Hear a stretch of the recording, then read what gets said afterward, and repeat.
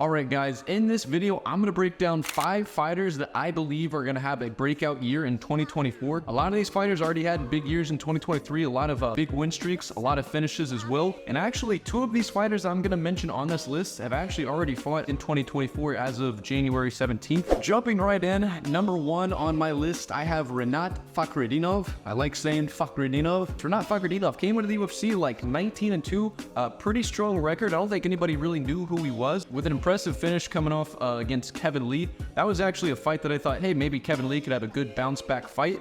Rinat Fakhretdinov just absolutely played with him. It was like a tiger playing with a piece of meat or something. He showed that he's got power on the feet, he's got finishing ability on the ground. The dude seems super well rounded. Like, I mean, he seems like he's scary anywhere the fight goes. I'm really excited to see who they match him up against in 2024. I think he'll have a big year. I really wouldn't be surprised if this is the time that he breaks into the top 15. Moving on to number 2 on my list, I have Marcus McGee. He actually fought this past weekend against Gaston Bolanos. He came into the UFC like 6-1.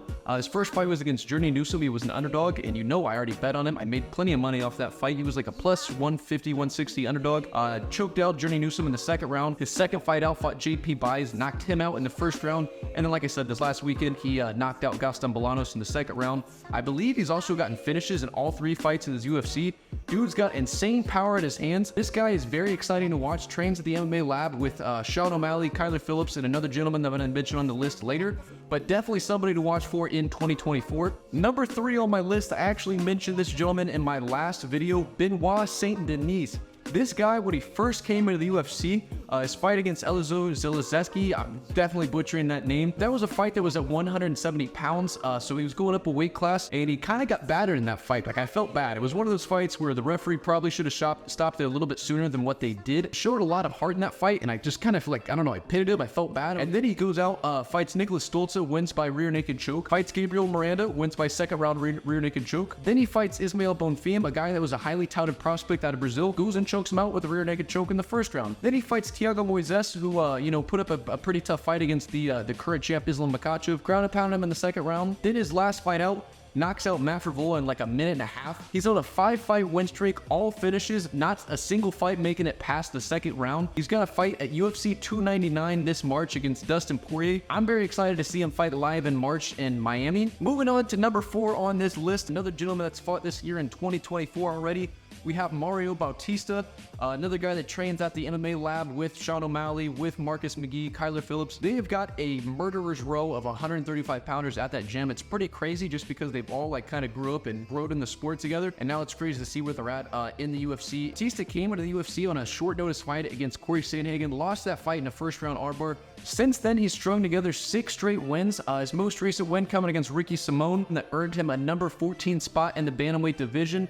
I really think he's going to be somebody fun to watch. I mean, if you watch that last fight against Simone, stuffed a lot of those takedowns, and Simone is no slouch of a grappler. Really showed that he can hang with some of the best grapplers, and his performance on the feet, the pace that he was fighting at. This dude is a very, very exciting guy to watch. And then number 5 on my list, I wanted to throw in somewhat of a curveball, somebody that you'd be kind of scratching your head when I say this name. This is somebody that's been in the UFC since 2019. He's got a record of 23-5.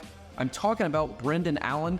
Came in off the Contender Series, put together a few wins before getting knocked out by Sean Strickland in the second round, then won a few more fights before losing to Chris Curtis. Since that last loss against Chris Curtis in 2021, he's strung together